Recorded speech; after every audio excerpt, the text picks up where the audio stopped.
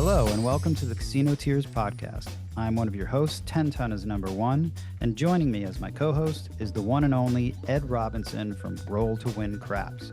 If you want more info on our show, please visit our page at casinotears.com. On this week's show, we discuss Dice Coach Dials In, 14 questions, season finale. We also touch on table mistakes, grip flaws, practice times, scuba cloth, skipping rocks, and Ed's battle of 6 and 8s. Hey everyone, this is 10 Ton with a quick note about today's show. We're back from Biloxi and back on track after what seemed like a very long 2 weeks off. I know this might surprise many, but I personally had an absolutely great time in Mississippi, and I can't wait to discuss it all on our upcoming first ever live stream. Before that, though, let's get to the finale of season 2 with Dice Coach Dials In, episode 100, coming in hot. Nice to see you, man. I've seen you too, dude. You're looking good. Oh, thanks. Did you put makeup on tonight? You look like you have makeup. No makeup. You know what my mom used to say? What? Oh, Francis, I just put a little rouge, a little blush, a little rouge. You know what that, right? You ever hear that? Rouge. Oh my God. Right? Little rouge. Yeah, rouge. That's what it is. Yeah, rouge. Yeah, What is that? The color, little red rose color under your cheeks. My mom's name was Rose. Oh, really? Yeah. Very nice. Rosemary. Beautiful. Rosemary. Okay. R.I.P. So what's happening, guys? Dice Coach, man, it's good to see you and Ed, of course. Happy New Year's, guys. Absolutely. 2026. Is anyone watching that game right now? Yes, 35-7. Who's winning? Indiana. Oh, Indiana. Indiana's killing them, huh? It's 35-7. Guess what I have? Who I have? You did not take Oregon.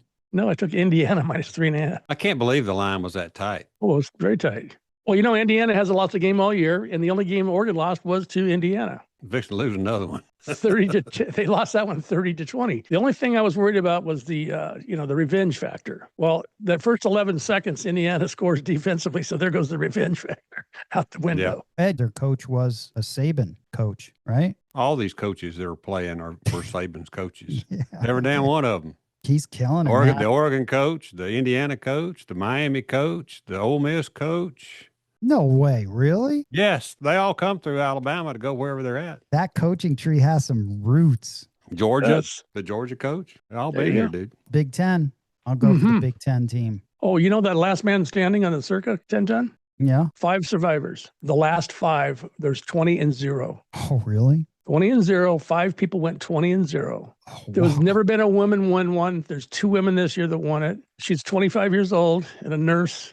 And then the rest of the guys were all poker players. I thought you'd be interested in that. They're all poker players. I think the one guy was a nurse. Okay, well, the girl was a nurse. Man, a lot of nurses, man. They can quit their jobs. They're going to split. They're going to get $3.74 million each. Wow. Now, check this out. The guy last year who went 19-1 and he didn't get anything is 19-1 again this year and got nothing. Oh, my So talk about a bad beat. Can you Oh, believe my that? God. It all goes to the winner. There's no second and third place, huh? Almost, 18 million some change divided by 5. That's what you get. I'll take it. Obviously, I'm sure he put a massive hedge down. Hedge bet. Well, one guy put 700,000 on Green Bay on the money line, and it didn't win. Idiotic bet on that game. I can't believe he did that. I don't know why he did that. Green Bay had nothing to play for. I know. Oh my God, against the Vikings. It was the biggest. So they just gave circa 700,000. He probably took that bet on the money line, not to boot, So here we are, gentlemen. Here we are, 100. dude. Is this 100? Episode 100, the season finale. Congratulations. I was going to ask you if this is the last one of season 2 or the beginning of season 3. So you answered my question. It depends on, it's definitely episode 100, but depending on how long this runs, it could be 101 too. Could be We both. never know. We never know. We should get right into the questions. Yeah, let's go. Let's do it. Dice Coach. Kick some ass. Dialing in. Dice Coach. Here we are.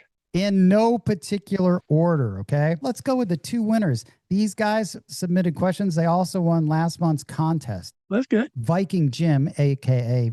James A., and then Grasshopper. Here we go with a question from Grasshopper. He said, Been thinking of modifying my table. It's a little bouncier than I would like, but not way out of line from some of the bouncier Las Vegas tables. Would like to change the underlayment at one end to less bouncy so that I can have dual bounce characteristics. Have spoken to a few people about this and gotten feedback, including using underlayments with cheesecloth, newspaper, vinyl, etc. What is the opinion of the Casino Tiers group? I'm not a proponent of the vinyl. Scratch that. Fremont downtown used to use newspaper, a couple of sheets of newspaper. I prefer cheesecloth. It saves the integrity of the felt and it gives a nice true bounce to the table.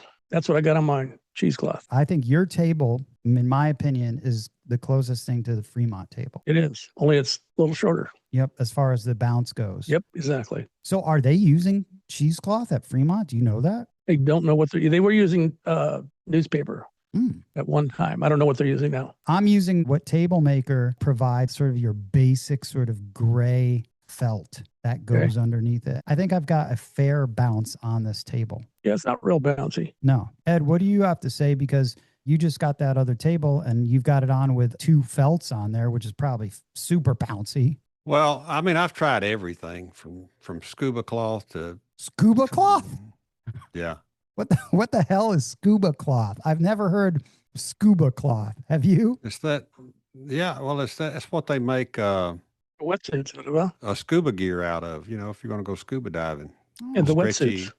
Yeah, I've tried that. I've tried the vinyl. I've tried the vinyl and felt. I've tried felt. I prefer just a roll of just one layer of quality felt. And it boils down to, are you trying to set a baseline for your toss at home so that you can adjust your toss, which is kind of what I think you should do, is have a good baseline at home so that you can adjust your toss at the casino. If you're trying to preserve your felt, then you got to have a little more material under it, because you're going to, or at least I do. I run through about one felt every 12 to 18 months.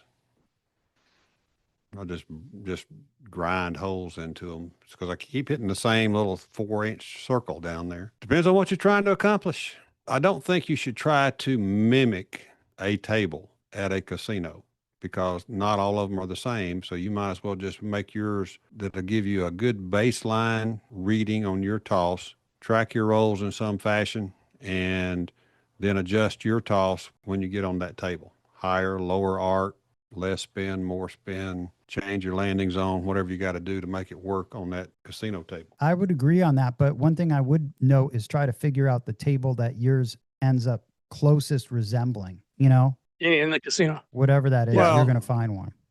You're going to find one that you like a lot out there. And I've always tried to keep mine close to the Hard Rock down there because that's where I play all the time. But this table that I got right here, it's got either cork under the other felt or some kind of closed cell foam under it. I will find out when I go change out the layouts, but there's something under there. You cannot hear, it does not crack at all. It's just a very quiet bounce down there. A little too soft.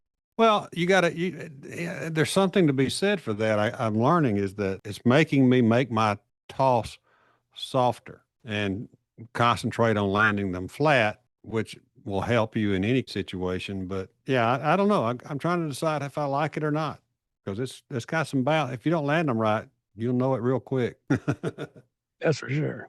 Yeah, Huggy Bear actually commented on this on the Patreon, and he said he had gotten his table from Mirage. Originally had 2 layouts and the white felt under those, that he ended up removing a layout and then, changed his toss. But I'm sure a lot of these casinos have that, right? Multiple felts. They do. And there was one that I saw at Harrah's. They had taken some tables out and put them into the parking garage, kind of not really where you park your cars. I kind of went into a restricted area to look at it. But they had peeled up some of the felt on it, and there was what I would call quilting batting, or just batting underneath it. I think a lot of them use that. That might be what's under this one. It's a possibility. I think a lot of them have used batting to give you a soft landing down there. Man, I can't wait to see that batting underneath there. You got to take pictures, Ed. I will. I'm going to take pictures of it. There's something under there. I don't know what it is, but there's something. You say he got his tables from Mirage?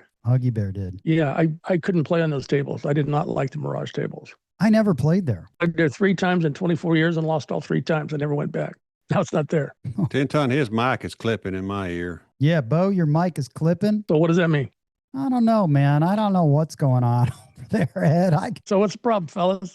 Is it clipping now? It I don't clips. know. Okay. It definitely clips a little bit. Yeah, what if you got that mic closer? I wonder what would happen. He might have it too high. Testing. Can you hear that? Oh, man, that sounds Is good. that better? That sounds great. Right great? there. Yeah. All right. I got my whiskers touching the mic right now. Yeah, good. Whiskers sticking right in the mic. Yeah, Right in the mic. Okay? tickle it, man. Tickle it. James A. Viking Jim. Question is, what are the most common flaws in a dice grip that cause the dice not to stick together and rotate together in a toss? Say that again now. What are the most common flaws in a dice grip that cause the dice to not stick together and rotate together in a toss? Well, the rotation comes from your thumb, higher, lower. If you want the dice to stick together, put a little moisture in between the insides, it'll stick right, it'll follow all the way to the end. Not a problem, right? But I don't suggest doing that in the casino, but it will do that. Like you take condensation off a glass, Yeah. put an inside face of the dice, touch the 2 dice together. You can hold them up and they'll stick together. Oh man, I bet you could probably get away with doing that. Have a drink. Well, you might, I don't know, but I wouldn't suggest it. But that also makes him stick to that finger that you got the Exactly. condensation. The thing is, your grip has got to be, your finger's got to be dry. Or they're going to stick to the dice. The least amount of skin friction. Don't push through with your thumb. Don't move your wrist. All kinds of variables involved in what happens to those dice when they leave your hand. And a lot of times it's uneven pressure on the 2 dice. You're either not right on the seam of the 2 dice with your index finger, or like me, you've got a shorter pointing finger, and that causes my dice to separate. So uneven pressure on the 2 dice. Because you got to have equal pressure going through the dice. So exactly right. Yeah. So that's why I use that real skinny grip a lot. I mean, besides it being humid down here, I have no problem gripping it skinny. But if I go deep, then that index finger is nowhere near long enough to get down there. And then the arc too, lower arc. Yep. 45-degree arc, in my estimation, is too high. You think the arc has something to do with dice not sticking together? Well, maybe not stick, but the higher you go, it depends on what your thumb's doing. If you don't have equal pressure anymore, well, now those dice are going to do all kinds of weird things. That is a thing. That equal pressure, I can almost guarantee. I know immediately once I release a dice, I'm like, fuck. Exactly. One's just out to lunch. Yep. And then I'm praying. You're praying. Yeah. Immediately praying. That's not a strategy. Sometimes. Sometimes. Sometimes you have to. This one's from the plow. Wow. After you set the point, what area of the box numbers does your go-to dice set target? Inside numbers, outside, across, and as a less experienced shooter, should I be targeting the same area or something more less refined? Is he talking about betting the numbers? I think he's talking about betting the numbers. Is he using Bone Tracker? So he's like, what area of the box numbers does your go-to set target? Inside, outside? So in other words, a dominant number, right? On my table, you were hitting what, 4s and 9s, right? Yeah. An occasional hard 10. Well, if you know that going into the casino, those are your numbers you want to scope out to start with, and then grow into the game. As the other numbers are popping up, bet them. They go away, take your bet down, move them to another number. And all that's going to change. Ed, so after the points established, what area of the box numbers does your go-to set target? I think you've got to, you're going to know that, right? Yeah. Is your go-to set always, it's changing, correct? Well, I change sets depending upon what the point is. So I'm trying to hit the point because I get 10 times or 20 times odds in Biloxi. So it's very important to try to hit that point if you want to put some odds on. Do you take the full odds every time? No, but on a $15 table, I've been known to. Yes. $25 table, no. But I have gotten them on up there pretty good. Now, I've never gone to the 20 times odds at the IP, but all the others are 10 times. So if you got a $15 table and you got a 6 or 8 as a point, put $150 on there, win 180, set the point again. There you go. I target 5s and 9s down there because of the automatic buy. So I'm going to pick up inside numbers usually with my sets, try to get repeaters on 1 or 2 of those inside numbers that I can just keep pressing up. So that's what I look for. But here's another thought I had when I was practicing this afternoon, actually. I threw a set. It was 6-3-5-3 on the come out, which is that's a 3V set. So I hit a 12 on the come out. And I said, that's interesting because I shouldn't really do that very often. But again, I'm playing on this table I don't know yet. So I said, let's see if it's going to be a 6 dominant thing. So you could bet 8, 9, 10. All those have 6s in it. And then I went ahead and you could bet the 6 as well. So, and that worked pretty good. I had a lot of 6s in that hand off of those numbers. So I was hitting a lot of the uptown numbers on 8, 9s, and 10s. That might be something to investigate on your come out roll, but that's just one roll on a table. So you gotta experiment with that at home, I would say. I think inside, outside, across, either way, if you're a beginning player after you set that point, I think just play it safe. And I don't know if you can be dialing it in that much as a beginning player, like, hey, I'm going to go after this one. I think if you practiced enough, you should have an idea of where to start, meaning this set, my go-to set, should hit inside numbers, or it should hit outside numbers, or it should hit 4, 9s, and 10s, whatever. Well, the 5 and 9 are anomalies because they're both inside and outside, Double dipping. A 2V will hit 4, 5s, 9s, and 10s if you're proficient with a 2V, and 3V hits 5, 6, 8s, 9s. And in the 2V, there's a lot of 6s and 8s too. For me, I get a lot of 6s and 8s with my It's amazing toss. because a lot of people think, oh, you're using the 3V and you're hitting pounding the 6s and 8s. No, I'm using the 2V, sorry. Yep, I hit a lot of 6s and 8s with that 2V. So you can have a set, then like a 2V, 3V, or whatever. You could hit all the box numbers. I'm not talking about a crapless craps. I'm just talking about 4, 10, 5, 9, 6, 8. And you could hit a certain percentage of all those numbers, basically. You're going to have a 40-minute roll. More than likely, you'll hit them all, and some multiple times. Yeah, you're going to hit them all, and you're looking, what we're all looking for is multiple hits on the same number or two exactly. numbers. And don't press the sister number with the number that hits. Never, ever. Because that's crazy. Because you'll end up with the same risk and the payout will be a lot less. Addressing this, though, as a less experienced shooter, I think you should just focus on making your toss, whatever set it is, just look nice, the same, and focus on your fundamentals of just throwing before you start worrying about sharpshooting. Here's a thought, Bo. All right, so let's just say he, as an inexperienced shooter, I would not advise him to go across and maybe not even inside, right? If the point's 8, you can do the old-fashioned surround the point and bet the 6, 8, 9 and see if that's going to start hitting. What do you think, Bo? You could do this. So the point's a 6. Don't do anything yet. Now he throws an 8. Bet the 8. Don't do a come bet. Don't do a come bet, but place it now.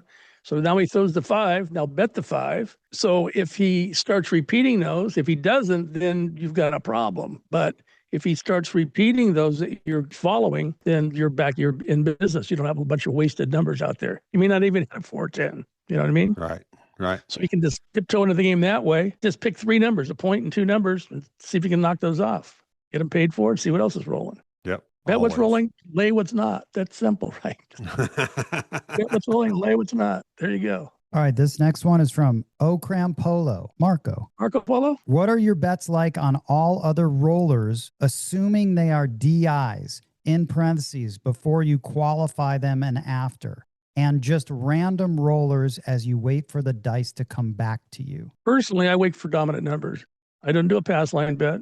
I'll follow the shooter. If he's hitting numbers, I'll start betting the numbers that he's hitting. If he doesn't repeat them, I'll move them or take them down. And of course, notoriously, if he throws midnight or races, my bets are off, baby. Ed, what are your bets like on all other rollers, assuming they are DIs, and just random rollers as you wait for the dice to come back? The safest bet is a 6-8 because that's what this game boils down to. It's a battle of 6-8 versus the 7. It is a battle, man. 2 against 1. Yeah, it's a battle of 6s and 8s against the 7, primarily on any table. But I mean, sometimes you'll see hands where nobody throws a 6 or an 8 or either one. But ultimately, over time, I guess it's a battle of the 6-8 versus 7. So, I'll look at what the shooter's doing. And like he said, look at the shooter. If he's going across, I'm not going across because that's just a shotgun approach to lose money. I'm going to probably bet.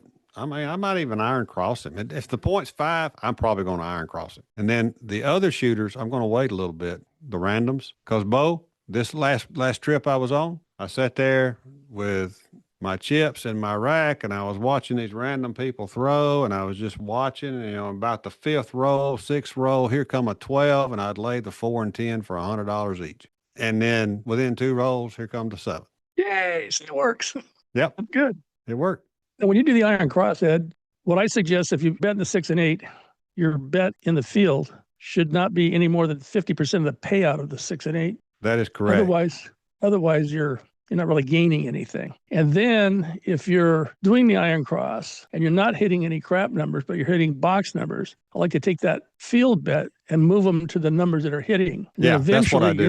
That's exactly. Then eventually not even betting the field at all. I try to stop the field within 3 or 4 rolls. Right, there you go. Unless they're hitting 11s and 12s and 2s. Oh, yeah, you know, what I'm trying to do is I'm trying to get free bets on the 9, press up the 5 a little bit maybe or whatever, and just kind of see what's going to happen. And then, 3 rolls, that's about all I'm going to give them. Well, then the field, if you'd also, if you see fields, it's like anything else. Like that one time I said before at the circuit, this gal threw 22 fields in a row. I started out with $15 bet, went to 30, went to 60, hit it, bring it back, start with a quarter, boom, boom, boom, go up 50, 100, hit it, boom, now go to 50. I mean, you make $800 or so. Some of the 15, but that's, there's 16 ways to win, 20 ways to lose in a field, right? Yeah. Yeah. Bet what's rolling. It was rolling. So there was no 5, 6, or 8s for 22 rolls. That's an anomaly there, I think. That is an anomaly. I've noticed on the field, you'll catch a lot of field of dreams. It is a field of dreams. Yeah.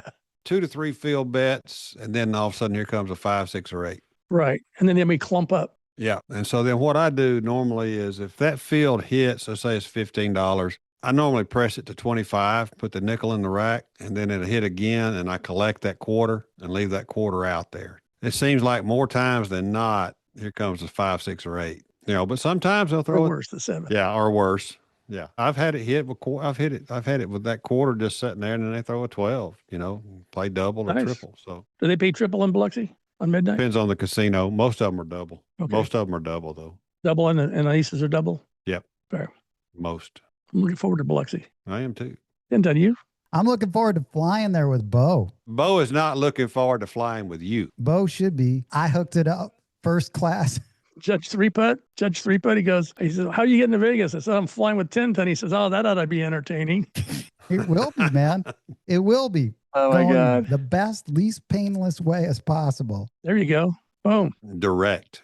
And you hooked up the ride there. I don't have to worry about that. Thank God. I got weed picking me up, and we're going to pick you up, and we're going right to Terminal 3. Got it all figured out. Be ready. I'm going to call you on the way. I'm going to be ready, man. I see. I'm one of those guys that I have no problem getting to the airport way ahead of time. Yeah, it's fine. Ed, I tell you what, man, traveling with a girl, that's the worst. That is the worst thing. That's on my list of things that just like, you don't want to stress out about this. You don't need to stress out about it yet. Hey, you ready to go? They're not ready. Yep. They're never ready. You've got a long drive to the airport at LAX, and then there's traffic. And of course, just becomes this whole added stress. Whereas if I'm flying, I'm usually flying red eye or super late. So I deal with minimal people. I signed up for those credit cards one time just so I can get the Admiral's Lounge. So I can go in there, have breakfast, chill out, not feel rushed. I don't like that whole shit. But if you travel with a girl, you're going to get that. And it's just stress. And then you end up arguing or fighting because you're waiting on their slow ass. Yep. Don't forget your passport, 1010. I got it. Brand new. There you go. Okay, this next one, I got to give this guy credit. I don't know who this is. It's from Low and Slow. Okay, but Low and Slow. Listen to this, Ed. He spelled it the French way. Leaux and then Sleaux. Classy. Nice. He's probably Cajun. That's classy, man. Low and Slow. Hey everyone, this is 10 Ton. And don't you hate it when we end the show like that? Right when you're getting into it, you're invested in the convo, and then bam, out of nowhere, we just leave you hanging. If you're on our Patreon page, though, you get the full episode along with some show notes. Hope to see you there. And of course, new episodes drop weekly every Tuesday. Let me repeat that. New episodes drop weekly every Tuesday. We hope you enjoyed this podcast, and we'll tell all of your fellow craps playing friends about it. Please follow Casino Tears on Apple Podcast, Spotify, or your favorite podcast app. If you like the show, please rate it 5 stars and leave a review. The best and most fun way to contact us would be to call and leave a message on our official Casino Tiers vent line, 229-07. You can also email us at no7@casinotiers.com. And lastly, to help support this podcast, you can visit our Patreon at patreon.com/casinotiers. On behalf of Roll to Win Craps from Alabama and 10 Ton is number one from Las Vegas, thanks for listening.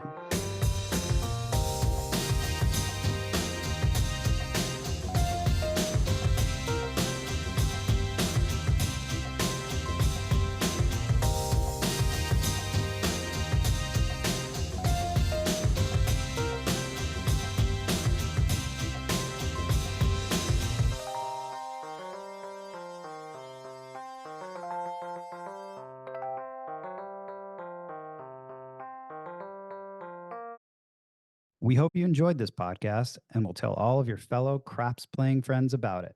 Please follow Casino Tiers on Apple Podcast, Spotify, or your favorite podcast app.